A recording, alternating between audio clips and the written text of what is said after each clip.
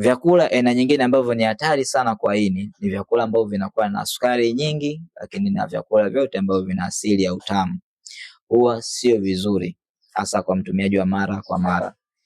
Vitu kama soda, vyakula kama keki, juisi, ice cream, chocolate pamoja na pipi, hasa tunazowapa watoto, sio nzuri kabisa, kwa sababu sukari nyingi ambayo tunapata kupitia hivyo vitu ambavyo nimevimention hapo juu hubadilisha mafuta, kwa inabadilisha mafuta ndani ya ini na kusababisha non-alcoholic fat liver disease, NAFLD tunaita non-alcoholic fat liver disease. Kwa hiyo kama unajua una changamoto au una tabia au una mfumo wa ulaji wa hivi vyakula, acha kabisa. Magonjwa haya sasa hivi yanatesa watu wengi, lakini by the way inasaidia watu ambao wanataka kuondoa sumu mwilini pamoja na taka mwili. Karibuni.